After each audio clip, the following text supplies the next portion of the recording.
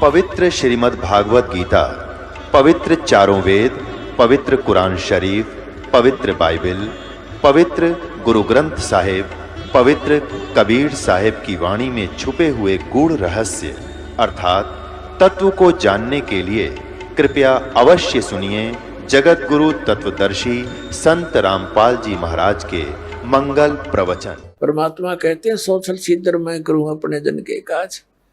एक साधु रूप बना करके लाल कपड़े वालों को हिंदू धर्म में साधु मानते हैं और बैठ के एक वृक्ष के नीचे धर्मदास जी की दृष्टि पड़ी तो तुरंत उनके पास जाकर प्रणाम किया, भोजन रख दिया। महाराज जी भोजन पालो, भूख लगी होगी।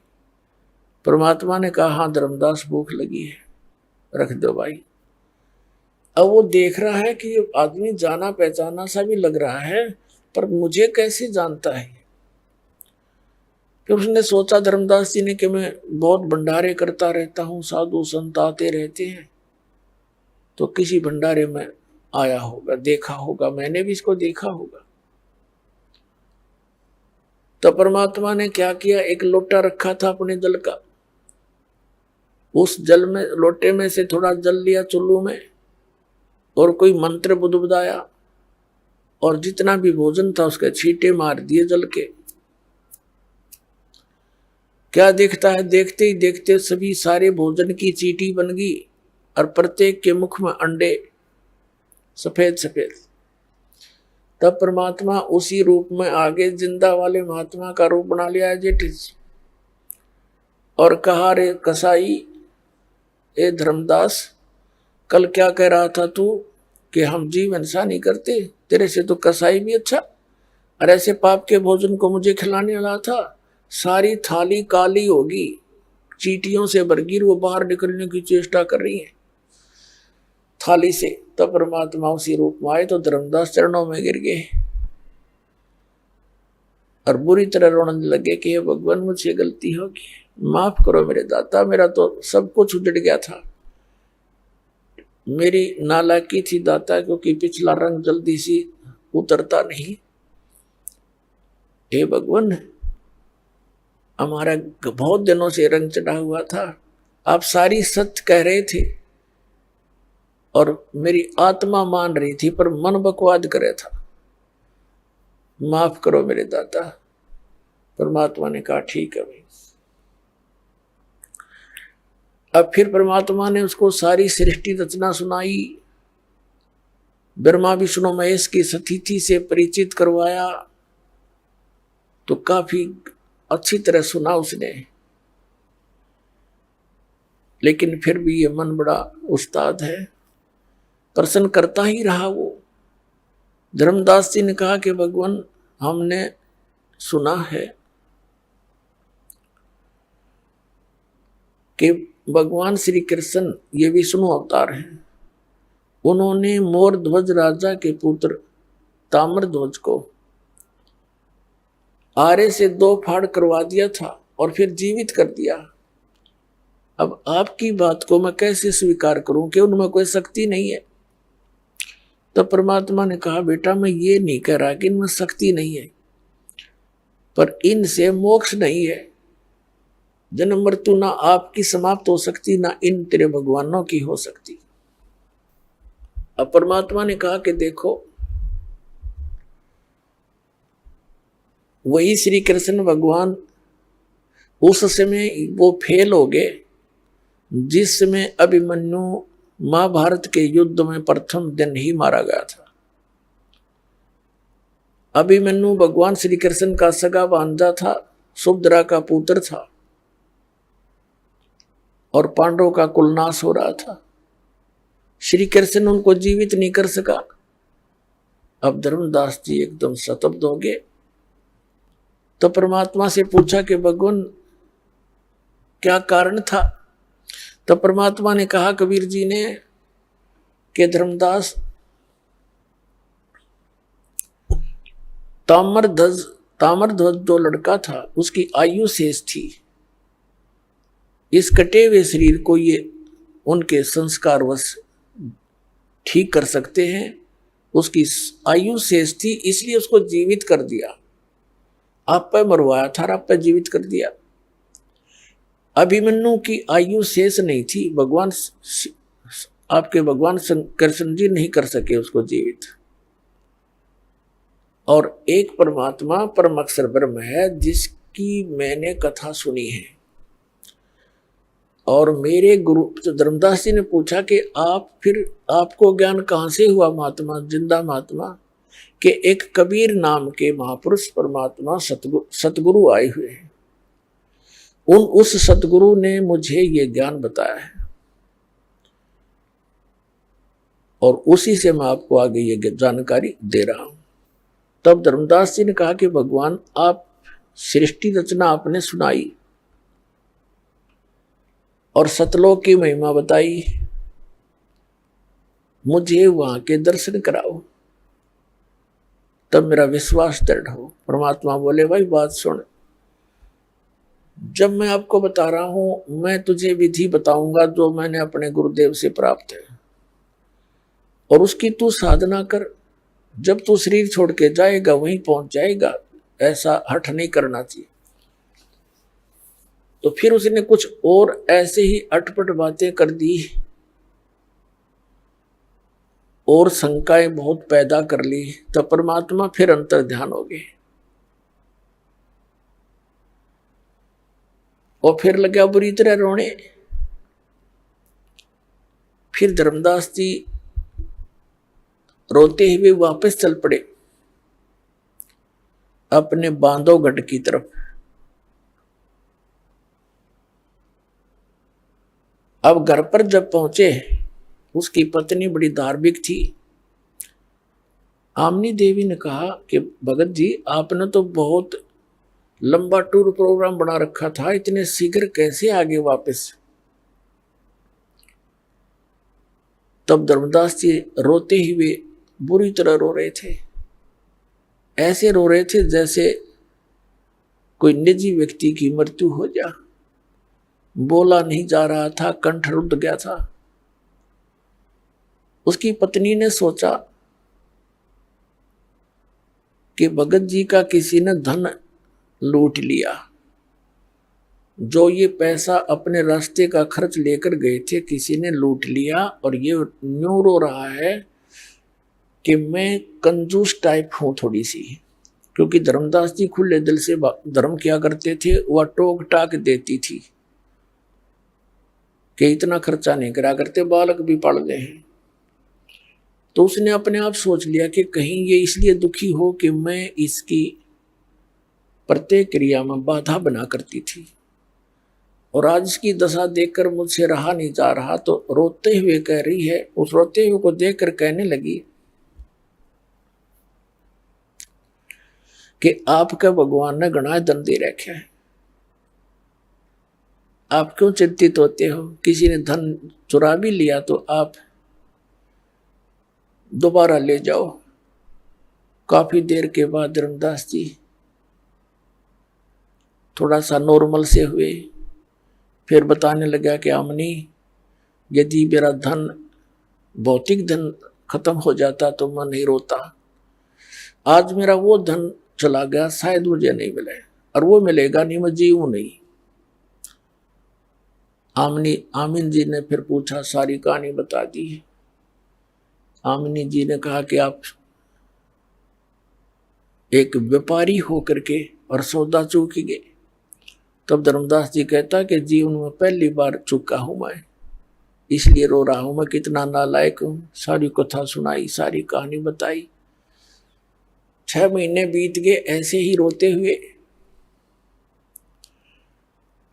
और ऐसे बैठ जाएं बाहर गली में आकर के, ऐसे देखते रहे जैसे भेलनी ने इंतजार की थी श्री राम के आने की। कोई भी साधु संत गली या कहीं पर दिखाई देता, उठकर चल पड़ते नंगे पैरों पहचानने के लिए। नहीं मिलते तो वापस मायूस होकर बैठ जाते।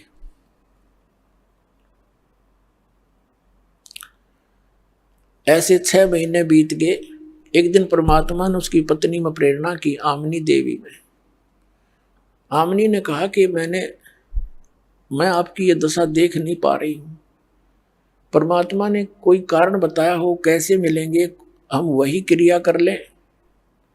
तब धर्मदास जी को याद आया, भगवान ने कहा था कि जहां भी धार्मिक अनुष्ठान होते हैं वहां मैं पहुंच जाता हूं, नहीं तो ये काल ये धार्मिक अनुष्ठान होने नहीं देता, चाहे वो कैसे भी कर रहे हैं।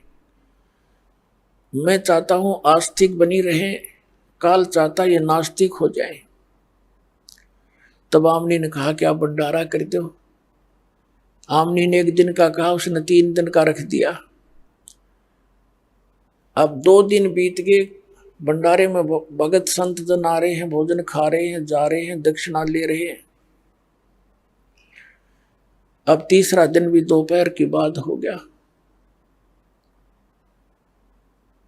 अब वो महात्मा नहीं आए तो धर्मदास जी ने फाइनल फैसला कर लिया कि हे परमात्मा, यदि आज दर्शन नहीं दिया आपका दास संसार में नहीं रहेगा। आज मैं आत्महत्या करूंगा। थोड़े से भक्त शेष रह रहे थे भोजन करना, तकरीबन सब भोजन करके चले गए थे। परमात्मा ने देख लिया आज यो पक्का मरेगा। एक कदम के पेड़ के नीचे जो वहां से 100 फुट की दूरी पर था भंडारा चल रहा था, उसी महात्मा वाले जिंदा के रूप में आकर विराजमान हो गए। धर्मदास की दृष्टि पड़ी, भागा गए, दौड़े दौड़े, देखा सचमुच तो वही है, और सीने से लग गए नु चपट गए, कति ये भगवान अब के छोड़ के ना जाइए। एक नु देखे मुंह की तरफ और रोवा बुरी तरह। तो परमात्मा को घर ले आए। आमनी जी से कहा कि आजा मेरा धन पा गया। दोनों ने एक पैर पकड़ लिया। आमनी जी ने कहा कि भगवान ये आपका बच्चा बड़े नरम दिल का है, इसकी इतनी कड़ी परीक्षा नहीं लेनी चाहिए थी।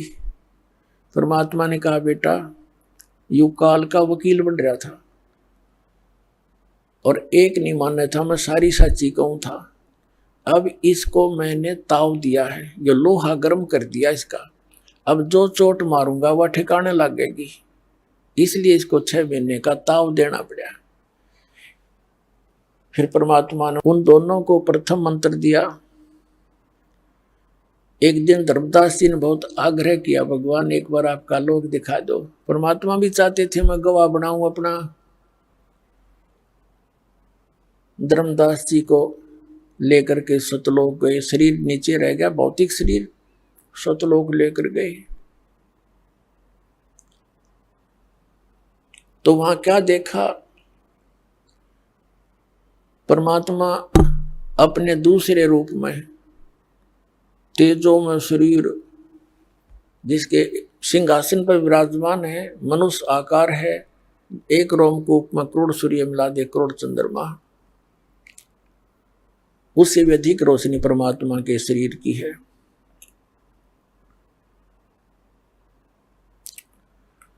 अब धर्मदास जी ने देखा भी महात्मा तो भगवान तो ये होगा और ये नौकर होगा जिंदा यहाँ का। तो कबीर परमात्मा जिंदे के महात्मा के रूप में नीचे से गए थे, चवर करने लगे उस परमात्मा के अपने दूसरे स्वरूप पर।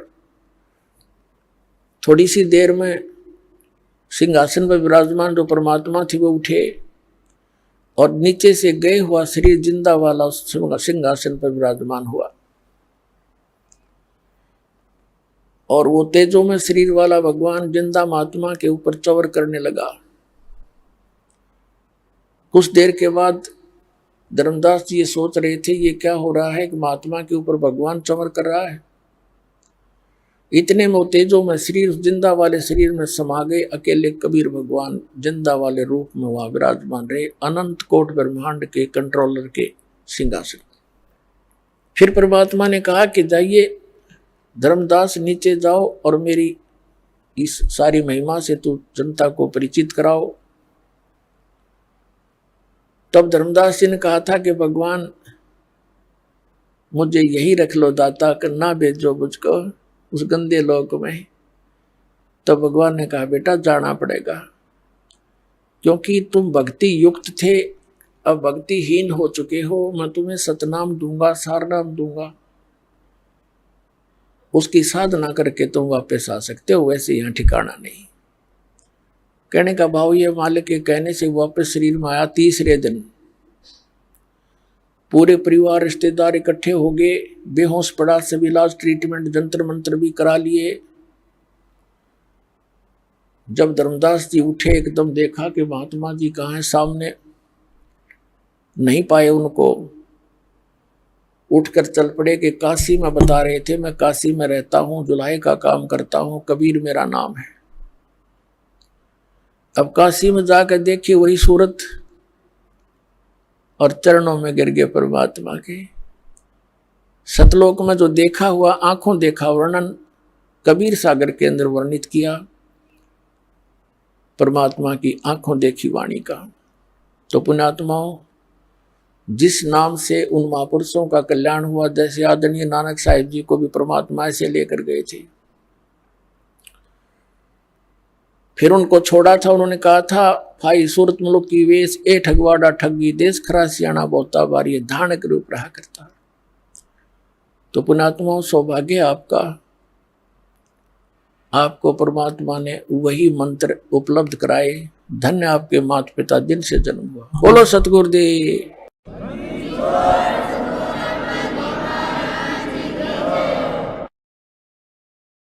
परम पिता परमात्मा पूर्ण ब्रह्म सारी सृष्टि के रचनहार कबीर परमेश्वर जी की असीम कृपा से आप चंद पुण्यात्माएं सत्संग सुनने के लिए उपस्थित हुए। जिन पुण्यात्माओं के ऊपर परमात्मा प्रसन्न होते हैं वही सत्संग सुनने के लिए, संत दर्श के लिए पहुंच पाते हैं। परमात्मा के विधान में लिखा है कि जिन भी प्राणियों को मानव शरीर प्राप्त है, ये सभी पुण्यकर्मी प्राणी हैं। लेकिन जिनके अंदर परमात्मा की विशेष आस्था है, परमात्मा की तड़फ है, वो और अच्छी पुण्यकर्मी आत्माएं हैं, अत्यधिक पुण्ययुक्त हैं। और जिन पुण्यात्माओं को सतगुरु मिल गए, सत्य भक्ति प्राप्त होगी, वो मानव शरीरधारी प्राणी अत्यधिक पुण्ययुक्त प्राणी है। आप उन तीसरी कैटेगरी के अति उत्तम पुण्यकर्मी प्राणियों में से एक हैं, जिनको सतगुरु मिला और सत्य भक्ति प्राप्त हुई। अन्य मानव शरीरधारी प्राणी सभी पुण्यकर्मी हैं। दुर्भाग्य उनका जो परमात्मा की कसक में, परमात्मा की चाह में इन नकली ऋषि महर्षि गुरुओं मंडलेश्वरों के पास पहुंच गए और उनको परम संत परम धनी महर्षि तत्वेता संत जानकर उनसे दीक्षा लेकर निश्चिंत हुए। तो पुण्यात्माओं, ये सारी व्यवस्था जो है पिछले संस्कारों पर निर्भर करती है। जो प्रथम प्रकार के प्राणी हैं, जो मनुष्य शरीर प्राप्त है लेकिन परमात्मा की उनको कोई चिंता नहीं, कोई चाह नहीं, वो पुण्यकर्मी तो हैं क्योंकि वो परमात्मा प्राप्ति करने वाले उस विद्यालय में प्रवेश पा चुके हैं। उनको ये अलग से ड्रेस मिल गई है जो विद्यार्थियों की होती है, यानी मानव शरीर स्त्री या पुरुष का ये वो ड्रेस है, ये वो पोशाक है जो एक विद्यार्थी को प्राप्त होती है। तो आप जी उस विद्यालय के विद्यार्थी हैं, सभी मानव शरीरधारी प्राणी। जिस विद्यालय में शिक्षा ग्रहण करके उसका बेनिफिट हमें बाहर फील्ड में प्राप्त होगा। जैसे विद्यार्थी कॉलेज या स्कूल में पढ़ते हैं तो वो वहाँ अपनी पढ़ाई ठीक से करके दिन रात एक करके शिक्षा ग्रहण करके उत्तीर्ण हो गए, कॉलेज छोड़कर जब चले जाते हैं उनको अन्य स्थानों पर उसका लाभ मिलता है, नौकरी मिलती है या कोई व्यवसाय प्राप्त होता है।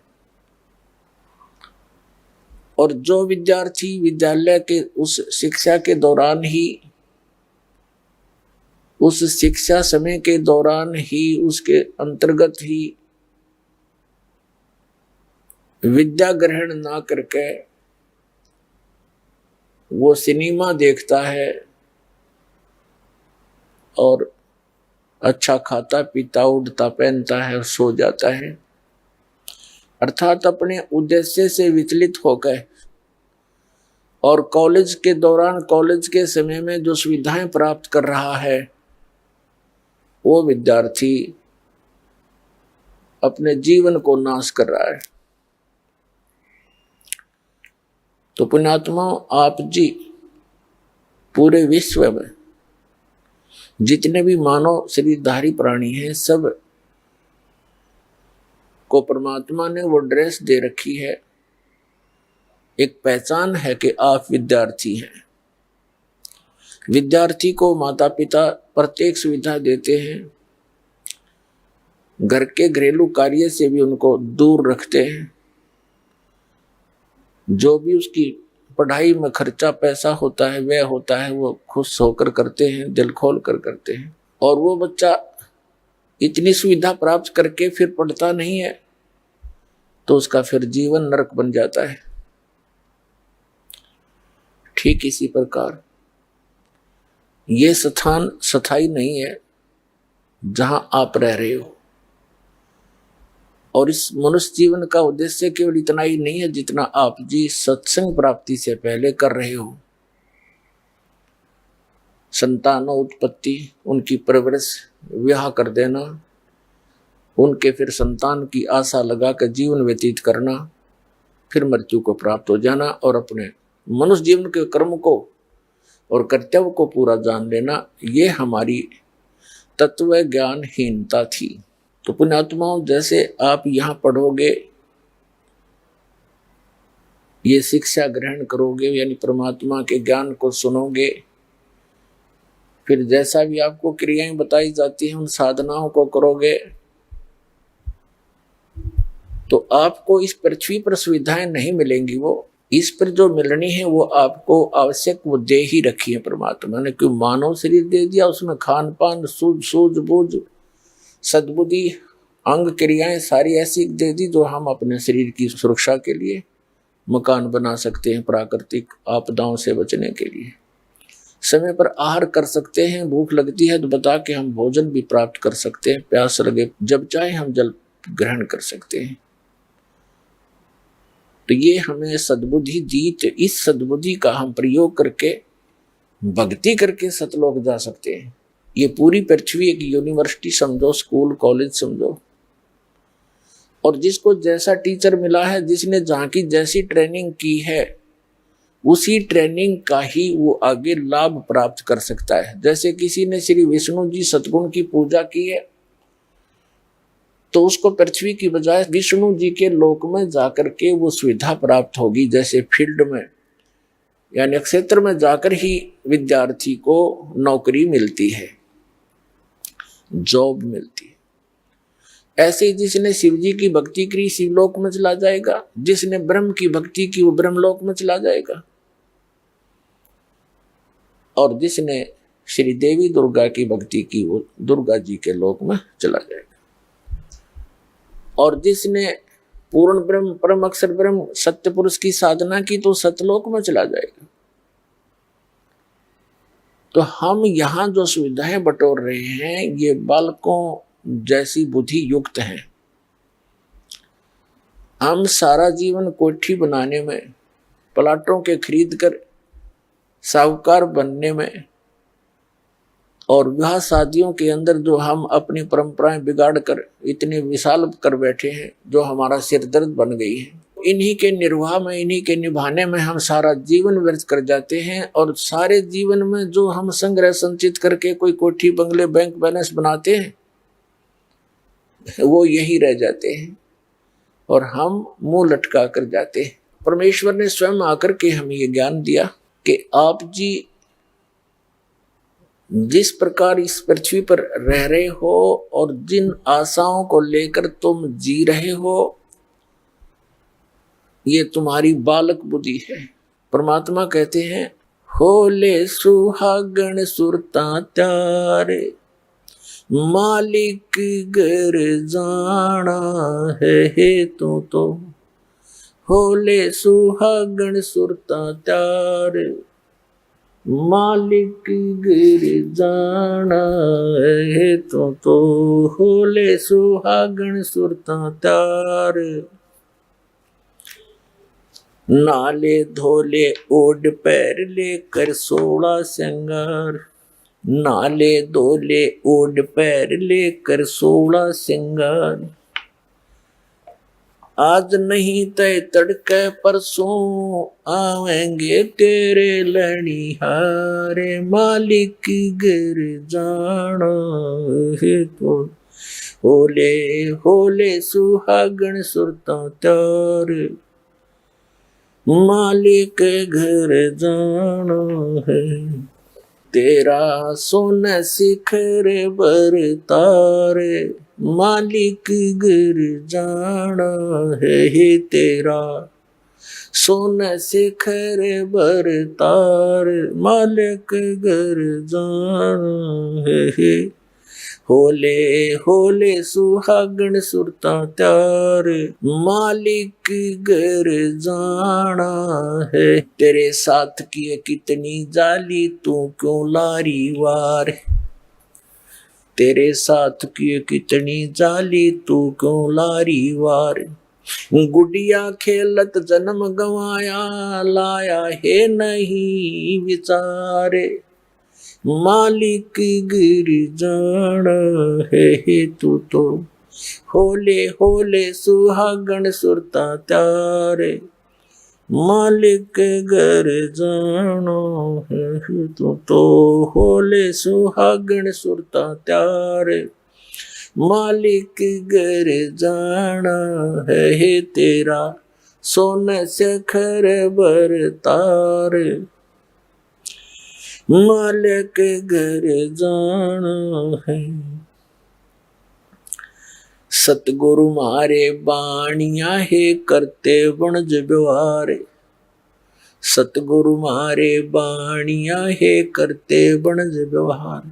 बिन डांडी बिन पालड़े है तोले दिया संसारे, मालिक घर जाना है। होले होले सुहागण सुरता त्यारे, मालिक घर जाना है तो होले सुहागण सुरता त्यारे, मालिक घर जाना है। तेरा सोना शिखर बर तारे, मालिक घर जाना है। सोन शिखर में सेज पिया की, हंस हंस कर ले प्यार। सोन शिखर में सेज पिया की, हंस हंस कर ले प्यार। कह कबीर सुनो मेरी सजनी, लूटो ने वो अजब बहारे, मालिक गिर जाना है। होले होले सुहागण सुरता त्यारे। अब इसमें क्या बताते हैं परमात्मा स्वयं आए, इस आत्मा को सुरती, क्योंकि सुरती आत्मा की आंखें हैं, इससे विशेष संबंध है इसका। तो इसको जगाने के लिए, इसको दिशा देने के लिए सचेत करते हुए कह रहे हैं कि हे आत्मा तू तैयार हो ले, और तेरा पति जो है सोन शिखर में रहता है। सोन शिखर यानी शिखर माने चोटी, शून्य माने ऊपर, ऊपर चोटी पर शून्य शिखर। शून्य का अर्थ होता है उसे वैक्यूम प्लेस, यानी सभी ब्रह्मांडों की रचना के बाद एक खाली स्थान बहुत लंबा चौड़ा होता है, उसके ऊपर कहते हैं तेरा पति यानी परमात्मा तेरा मालिक रह रहा है। जहां से तुम आए हो, जहां से आप आए हो बिछुड़कर, और वहीं जाकर के सुख प्राप्त हो सकता है, यहां आपको चैन नहीं हो सकती। इसके विषय में बताते हैं परमात्मा, साथी हमारे चले गए, हम भी चालन हारे, कोई कागज में बाकी रह री, ताते लागे री वारे। हमारे साथी चले गए, कोई रिश्तेदार देख लो, कोई और मित्र संसार छोड़कर चले गए, और हम भी चलन हार, हमने भी जाना है। ये तो यूनिवर्सल ट्रुथ है, हमने भी जाना है, प्रत्येक ने जाना है। और हम इसलिए यहां टिके हैं, हमारे कागज में कोई सांस शेष रहते हैं, हमारा कोई अकाउंट जीवन का भी शेष है। जिस दिन वो पूरा होगा उसी दिन हम भी चले जाए। फिर बताते हैं, आगे गए ना बावड़े, रहते भी सब जाही, बिन साहेब की बंदगी कहीं ठोर ठिकाना नहीं। अब क्या बताते हैं परमात्मा कि जैसे आज आप मानव शरीर प्राप्त है, और एक पल की चैन नहीं इस मनुष्य शरीर प्राणी को या किसी भी प्राणी को देख ले, जो व्यवस्था जैसी वृत्ति नेचर एक चींटी की है, एक कण की आवश्यकता है, और एक मन मिल जाए उसने कोई सब्र नहीं, वो अपने बिल में ठोक के जाएगी, और रात और दिन चलती ही रहती है। एक कण की आवश्यकता पूरे दिन में। लेकिन यह नीयत खराब कब हुई थी? जब वो मानव शरीर में वो प्राणी था। तो यही व्यवस्था, यही नीति और यही रीति और यही हमारी वृत्ति मानव शरीर के अंदर है।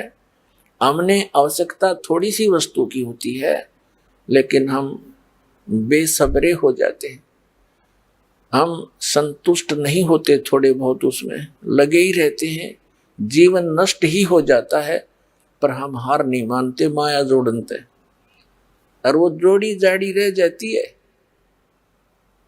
और जो अनमोल वस्तु जीवन था वो नष्ट हो जाता है। तो यहाँ क्या बताते हैं कि इस झूठे सुख को सुख कहे ये मान रहा मनमोद, ये सकल चबीना काल का, कुछ मुख में कुछ गोद। अब जैसे हम यहाँ सारी सुविधाएं बटोरे बैठे हैं, 1 मिनट में मृत्यु हो जाती है, तो यहां से होया चलो, हम जाना नहीं चाहते, किसी भी कीमत पर हम मृत्यु नहीं चाहते। कोई महादुखी हो जाता है तो भी स्वस्थ होने की इच्छा लिए रहता है, और ये पता है कि यहाँ रह ही नहीं सकते। जब हमारी यहाँ मृत्यु हो जाएगी, जो हमने सारे जीवन में यहाँ जोड़ा था, कोठी बनाई थी, वो तो यहीं रह गई। हमारे साथ क्या गया और हमारी हानि क्या हुई? एक मूल धन लेकर आए थे हम, मूल पूंजी, अपने श्वास रूपी धन लेकर आए थे, और इससे हमने अपनी साधना भक्ति सत करके पुण्यदान करके इससे कई गुना बनाना था, सौदा करना था, बिजनेस करना था, और हम उस विवेकहीन व्यापारी की तरह अपना जीवन धन नाश कर चले, जो 10-20 लाख रुपए लेकर के दूर देश में चला जाता है, वहां किसी होटल में ठहर जाता है, और उस अपने साथ ले गए धन, उस राशि को आगे व्यवसाय में ना लगाकर खाने पीने मौज मस्ती में सिनेमा देखने में व्यर्थ कर रहा है, तो उसने वो मूल धन नाश कर दिया, जिसको दुगना तिगना चौगुना बनाने के उद्देश्य से वो गया था। तो मनुष्य शरीर आपको इसमें ये लाभ प्राप्ति के लिए मिला था कि आप भक्ति करके इसे दुगना तिगना चौगुना कर सकते हो, अर्थात मोक्ष प्राप्ति कर सकते हो, वो ना की। तुम्हारे साथ क्या चला? जो पूंजी लाए थे वो नष्ट हुआ, यहाँ के जितने पाप थे भक्ति ना करने से सभी पाप संचित कर्मों में लिखकर हमारे साथ चले जाते हैं। तो वो पाप हमारे साथ गए, मनुष्य पूंजी समाप्त हुई, फिर कर्म आधार पर कोई पुण्य शेष बचा था तो स्वर्ग गए। स्वर्ग में जैसे यहां हम जब तक सत भक्ति नहीं करते हैं, बिन साहिब की बंदगी कहीं ठोर ठिकाना ना, साहिब माने परमात्मा, और परमात्मा एक ही है।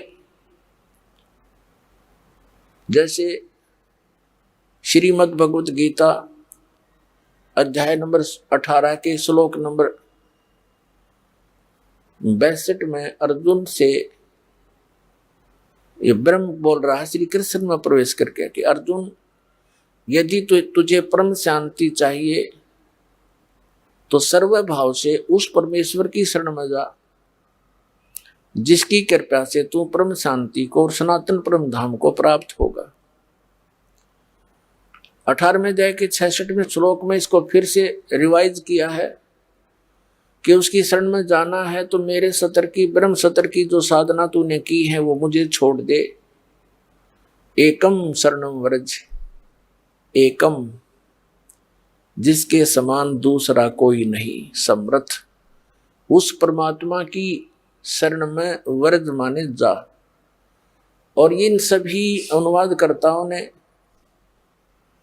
इन ज्ञानहीनों ने व्रज का अर्थ आना किया है, ये गलत कर रखे।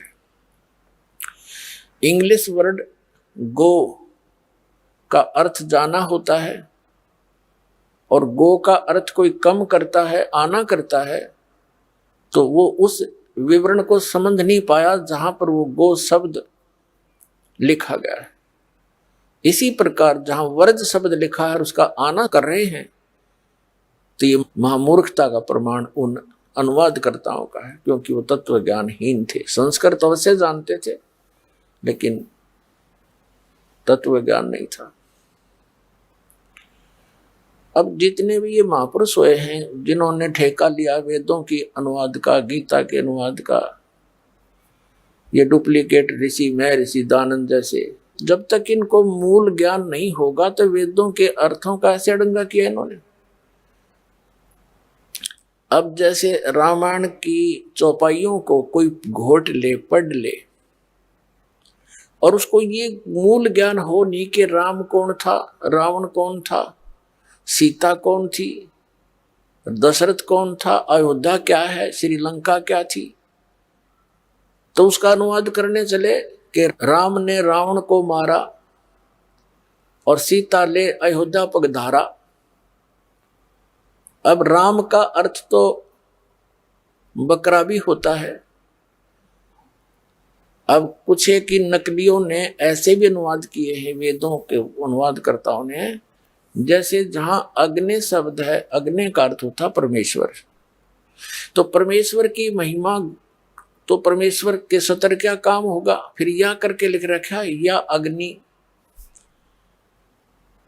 परमेश्वर व अग्नि, कोई बात हुई, तो ये विद्वान की काम है। अब जैसे राम ने रावण को मारा, अब जिसने ये इस कथा का ज्ञान नहीं तो वो कैसे अर्थ कर रहा है कि राम माने श्री रामचंद्र भी लिख दिया, और या फिर बकरे ने रावण को मारा। ये दोनों काम हो सकते हैं। अब बकरा राम वाला काम कर सकता है, श्री राम वाला। तो इस तरह के अनाड़िया ने जो भी अपने आध्यात्मिक ग्रंथ हैं वो संस्कृत भाषा में थे, विशेषकर जैसे पवित्र चारों वेद, पवित्र श्रीमद् भगवत गीता, पवित्र पुराण आदि आदि। तो इन संस्कृत भाषा में अनुवाद करते समय किसी भी सेंटेंस में या शब्द नहीं हो सकता, सीधा ही अर्थ होगा उनका। तो इन्होंने बहुत सी गलतियां कर रखी हैं और उसका खामियाना हम अभी तक भोग रहे हैं। क्या कहा है कि उस एकम शरणम व्रज, जिसके बराबर दूसरा ना हो। तो यहां जो दास सिद्ध करना चाह रहा है कि आगे गए ना बावड़े, जो पहले चले गए उन्होंने तो कोई संदेश दिया नहीं हमें आकर के, और रहते भी सब्जा, और बिन साहेब की बंदगी कहीं ठोर ठिकाना ना। यानी अन्य भगवानों की, जैसे श्री विष्णु जी, श्री शिव जी, श्री ब्रह्मा जी और श्री दुर्गा जी, गणेश जी आदि की जो पूजा ब्रह्म की, इन और परब्रह्म की, इनकी पूजाएं करने से भी यह चलो चलो मिटे नहीं। बिन साहेब की बंदगी की ठोर ठिकाना ना। इनकी साधनाओं से हमें स्थायी स्थान नहीं मिल सकता, वो शाश्वत स्थान नहीं मिल सकता, जहां जाने के बाद साधक फिर लौटकर कभी नहीं आते। वो स्थान, वो मोक्ष उस एक परमात्मा को छोड़कर अन्य भगवानों की पूजा साधना से हमें नहीं मिल सकता। तो यहां बताया है कि जैसे आप स्वर्ग गए, कुछ पुण्य किए कुछ पाप किए, जैसे यहाँ स्वाभाविक पुण्य भी होते हैं और प्रत्येक का आपको भोग प्राप्त होता है, पुण्यों का भी मिलता है, पाप का भी मिलता है। जब तक आप परम संत की शरण में, परमेश्वर परम अक्षर ब्रह्म की शरण में नहीं आते, तब तक तो आपको केवल वर्क डन ही मिलेगा जैसा किया है। और परम अक्षर ब्रह्म की यथार्थ साधना ना मिलने से एक विधान बना लिया इन नकली ऋषि में, ऋषि गुरुओं ने, कि प्रारब्ध का कर्म तो भोगना ही पड़ेगा, जैसे कर्म करेगा वैसा फल तो तुम्हें मिलेगा ही मिलेगा। फिर भक्ति की आवश्यकता क्या?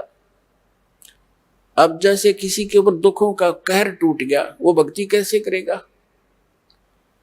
सपने में भी नहीं कर सकता।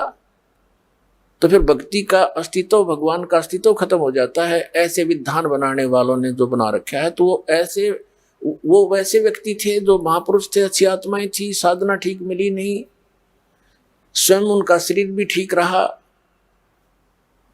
और अन्य सुविधाएं भी उनको प्राप्त होती रही उनके संस्कारवश। तो वो केवल औरों को, चाहे कोई दुखी है सुखी है, अपना वो गलत विधान सुना सुना कर अपना टाइम पास कर गए। अब जैसे किसी के पैर में कांटा लगा हो और उसको कोई कहे कि भी कांटा तो निकलेगा नहीं, ये तो तेरे भाग में लिखा गया, और तू जूता पहन ले, भविष्य में आगे कांटा नहीं लगेगा। तो कांटा लगे पैर में, जूता पहना नहीं जा सकता, कांटा निकले और फिर वो जूता इस डर से पहनेगा कि कहीं फिर से वो पीड़ा ना हो जाए। स्वाभाविक है, फिर नहीं निकालेगा जूते वो पूरी सफर में। तो ठीक इसी प्रकार जो आप पर आपदाएं आई हुई हैं, ये आपके प्रारब्ध में थी। और कुछ ऐसी आपदाएं होती हैं जो 3 ताप के अंतर्गत आती हैं, जो प्रारब्ध से हटकर होती हैं। जैसे ये ऋषि, महर्षि, देवता, ये हम गरीब हैं, ये हमसे तगड़े हैं, ये कुछ पोस्ट प्राप्त है इनको। और जैसे पितर और ये भूत टाइप के हैं, ये शरारती व्यक्ति होते हैं।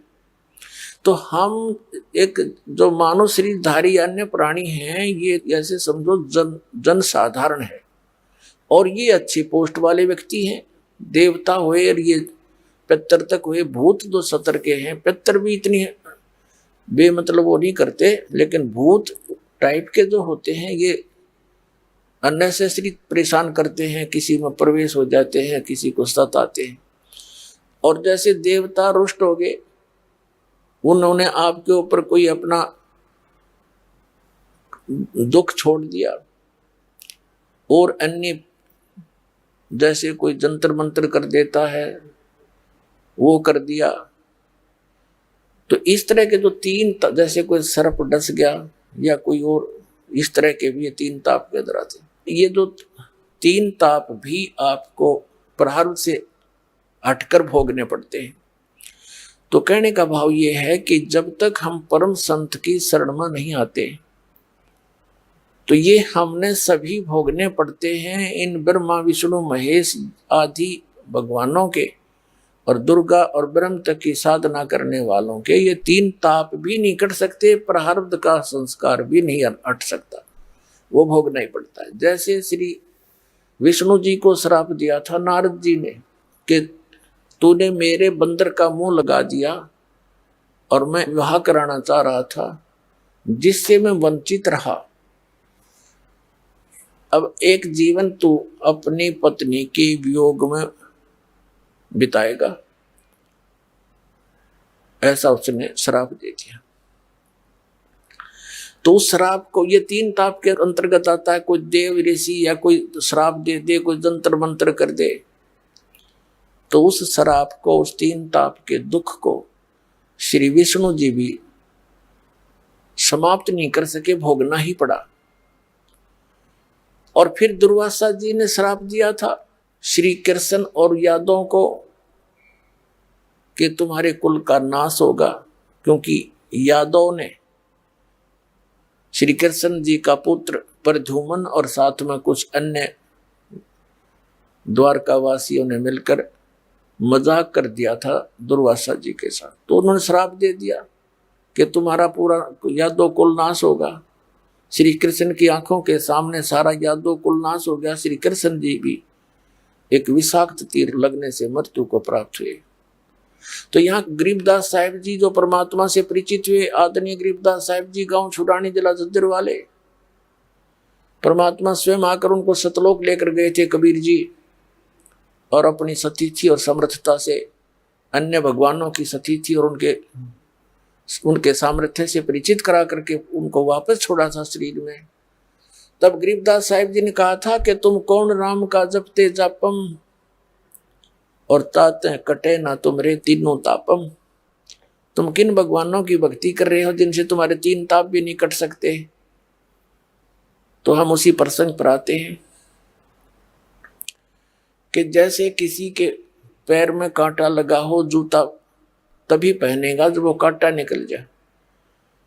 अब जैसे किसी को किसी प्रकार का कोई कष्ट आया हुआ घर पे, शरीर पे, और उसको कोई ये कहे कि ये तो तेरे प्रारब्ध में लिखा है, कष्ट तो तुझे भोगना ही पड़ेगा, ले ये मंत्र या जाप, ये भक्ति कर ले, भविष्य में दुख नहीं होगा, वो भक्ति नहीं कर सकता।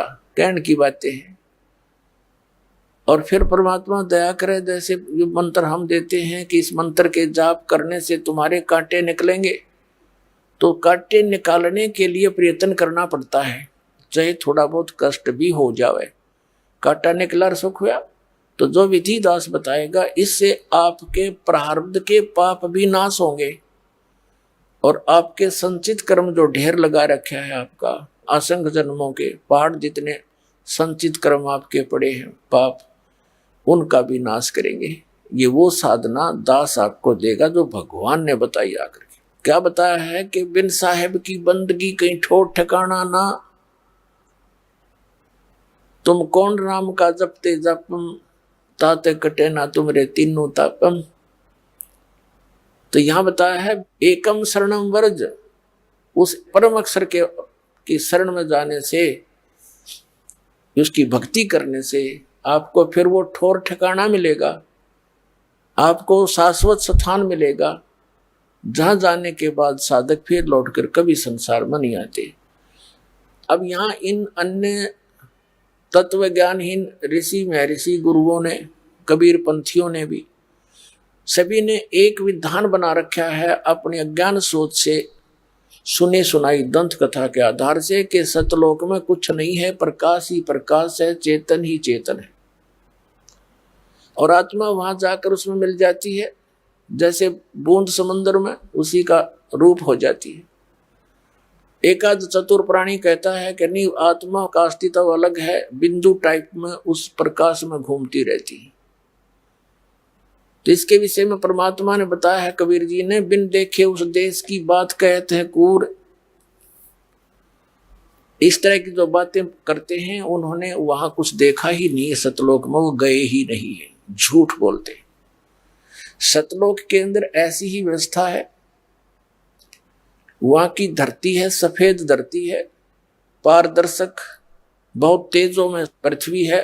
सतलोक, अलखलोक, अगमलोक और उस अकय लोक की, वो चारों स्थान अमर हैं, वो कभी नाश में नहीं आते। तो उस अमर स्थान के 4 विभाजन, 4 डिवीजन हैं। एक अकय लोक, दूसरा अगमलोक, नीचे को तीसरा अलखलोक, और ऊपर से नीचे को चौथा सतलोक।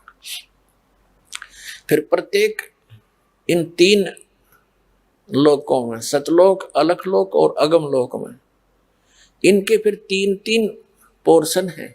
प्रत्येक लोक के सुन शिखर में वो परमात्मा, यानी टॉप मोस्ट प्लेस पे वो परमात्मा पूर्ण ब्रह्म सत्य पुरुष कबीर जी एक बहुत बड़े सिंहासन पर विराजमान है। बहुत सुंदर सिंहासन पर, सिर पे मुकुट है मालिक के, ऊपर सफेद छतर है और बहुत बड़ा गुम्बज है जैसे मंदिर नुमा होते हैं, और उसके बीच में परमात्मा विराजमान है। अपने आत्मा जो ये मंदिरों की बनावट बनी है, ये कोई यहाँ की कंस्ट्रक्शन नहीं थी। ये प्रत्येक लोक में प्रत्येक भगवान के, क्योंकि काल भगवान ने सतलोक की नकल करवाई है दुर्गा से, और उसने यहाँ उसकी नकल एज इट इज कर रखी है, लेकिन माल डुप्लीकेट है सारा। ये कच्चा शरीर है, बाग बगीचे नासवान है, यहाँ का जल व्यर्थ होने वाला, खराब होने वाला है। वहाँ की सब वस्तु पदार्थ ऐसे ही है, लेकिन वो अमर है। जैसे उसका एक एग्जाम्पल, एक उसका जो सैंपल सतलोक के पदार्थों में से एक सैंपल है गंगा दरिया। गंगा दरिया का जो जल है ये सतलोक से आया है, और ये कभी किन्हीं परिस्थितियों में खराब नहीं होता। साइंटिस्टों ने सिर मार लिया, चुप हो गए, लास्ट में इसकी करके सारी अन्वेषण। बोलो ये जल ऐसा क्यों है, एक ही स्थान से आ रहा है, और भी दरिया है? तो कहने का भाव ये है कि एक सैंपल है उस सतलोक के पदार्थों का। ऐसे वहां दूधों की दरिया बहती है। आइए अब हम उन श्रद्धालुओं के अनुभव जानते हैं जो जगत गुरु तत्वदर्शी संत रामपाल जी महाराज जी से दीक्षा प्राप्त कर चुके हैं तथा उनके द्वारा बताए गए भक्ति मार्ग पर चल रहे हैं। नमस्कार जी। सत साहेब जी। क्या नाम है जी आपका? प्रियंका दासी। आप कहाँ के रहने वाले हैं? गुड़गांव में खानसा गांव से। संत रामपाल जी महाराज से नाम दीक्षा आपने कब ली? मैंने 2019 में 5 जनवरी को ली थी। संत रामपाल जी महाराज से नाम दीक्षा लेने से पहले क्या आप कोई भक्ति साधना भी करते थे? जी, मैं पहले शिवरात्रि, जन्माष्टमी और नवरात्रे ये सारे व्रत करती थी, और माताओं के जागरण में जाती थी। जो जहाँ भी पता चलता था नहीं आस पड़ोस में, वहाँ भी चली जाती थी। जो देवी देवताओं की भक्ति साधना आप करते थे उनसे आपको क्या क्या लाभ हुए? जी, कुछ भी लाभ नहीं हुआ। आर्थिक तंगी बहुत थी घर पे, कुछ भी लाभ नहीं हुआ। और मैं हर 6 महीने में मुझे टाइफाइड हो जाता था। सबका टाइफाइड 10 दिन 15 दिन में ठीक हो जाता है, मेरा 2-2 3-3 महीने में ठीक होता था। 1 महीने ठीक रहती थी मैं, फिर टाइफाइड हो जाता था।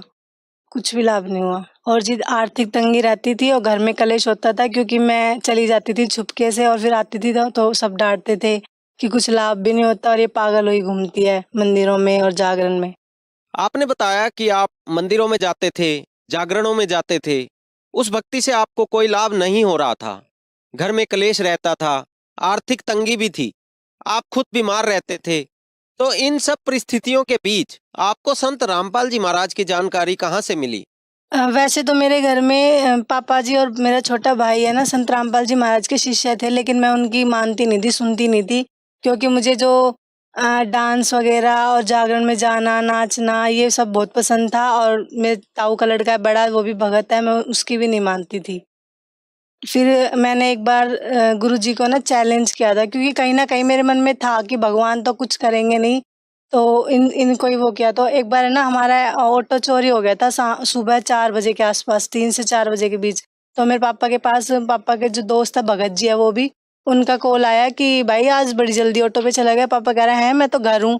जाके देखा ऑटो नहीं था वहाँ पे, मतलब हमारा ऑटो चोरी हो गया था। आसपास में कैमरे लगे हुए थे, कैमरे में देखा तो कैमरे में भी नहीं आया। हमें 5-6 बजे पता चला, पापा आगे बोले कि ऑटो चोरी हो गया। अब मैं उस टाइम पे, मतलब हमारी आर्थिक स्थिति ना बहुत खराब थी। मैं ये सोच रही थी कि अगर मैं और मेरी मम्मी मिलके जोड़ेंगे, एक ऑटो निकलवाएंगे, तो भी कम से कम हमें 1 साल लगेगा। 1 साल में हम पैसे जोड़ेंगे तो फिर हम खाएंगे क्या?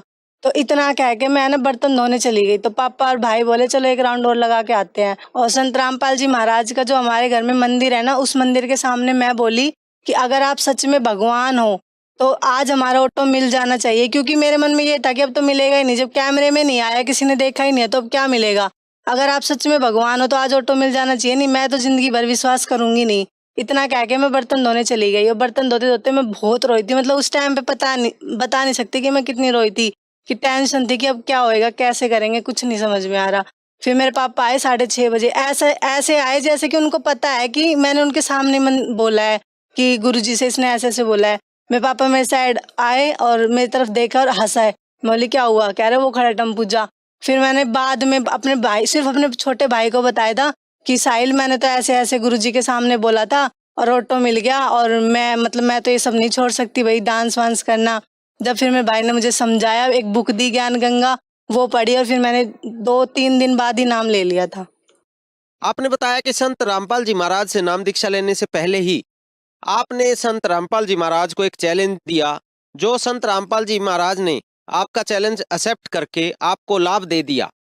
आपके घर से एक टेम्पू चोरी हुआ था, वो आपके पिताजी को वापस मिल गया।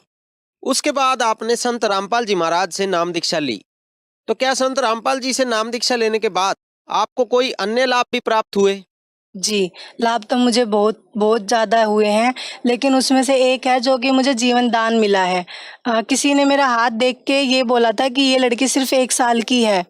तो उस टाइम के बाद ना हमें बहुत टेंशन हो गई थी कि इसने क्लियर ही बोल दिया कि ये लड़की सिर्फ 1 साल की है।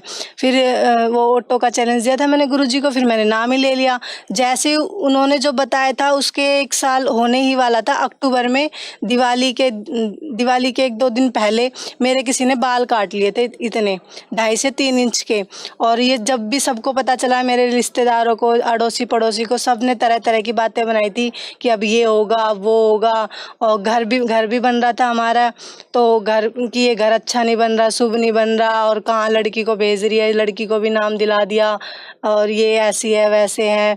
और अब मुझे 2 साल हो गए हैं। उस जो हाथ देखते हैं ना, जो सीए बाबा वगैरह, उन्होंने 1 साल का बोला था, तो मैं आज 2 साल हो चुके हैं। मुझे मरे हुए 1 साल होना चाहिए था, लेकिन मैं जिंदा हूँ, संत रामपाल जी महाराज की ही कृपा से हूँ। उनकी बताई गई जो साधना है उसको करके और मुझे ये लाभ हुआ है। उसके बाद हमारी जो आर्थिक स्थिति थी बहुत ख़राब थी। हमारा सिर्फ एक कमरा था, गर्मी सर्दी में तो निकाल लेते थे जैसे तैसे, लेकिन बारिश के मौसम में जब बारिश आती है ना तो कीड़े से होते हैं हम, है ना। मैं उनको देख के बेड पे बैठी रहती थी और रोती रहती थी। एक छोटा सा किचन ऊपर था, अगर मैंने खाना बना लिया, बारिश आ गई, जब तक वो बारिश रुकती नहीं थी ना, जब तक मैं नीचे लेके नहीं आ सकती थी। आती तो या तो छतरी लेके, फिर मैं छतरी पकड़ूँ, खाना पकड़ूँ या जीना पकड़ूँ। जीना लोहे का था। आज हमारे 3 कमरे हैं और एक किचन है, ये भी बहुत बड़ा लाभ हुआ है। मुझे हर 6 महीने में टाइफाइड होता था, हर 6 महीने में। और 2021 से 2023 तक मैंने ब्लड टेस्ट 3 बार करवा लिया है। आज मैं रिपोर्ट लाना भूल गई। मुझे आज तक ना टाइफाइड हुआ है ना फीवर हुआ है। आपने बताया कि संत रामपाल जी महाराज से नाम दीक्षा लेने के बाद आपको शारीरिक आर्थिक लाभ हुए और आपको जीवन दान भी संत रामपाल जी महाराज ने दिया। तो आज लाखों करोड़ों लोग आपको सुन रहे हैं, आप उनको क्या संदेश देना चाहेंगे? मैं उनसे संदेश तो क्या दूंगी, प्रार्थना ही करती हूँ हाथ जोड़ के कि आप किसी की बातों में मत आओ। आप संत रामपाल जी महाराज का सत्संग सुनो। हमारे संत रामपाल जी महाराज जो गुरु है वो शास्त्रों के अनुसार साधना बताते हैं और उनकी भक्ति से बहुत लाभ होते हैं, अनेकों अनेक। आप सभी से हाथ जोड़ के प्रार्थना है कि आप संत रामपाल जी महाराज जी का ज्ञान सुने, उनसे नाम दीक्षा ले और अपना कल्याण कराएं। धन्यवाद जी। सत साहेब जी।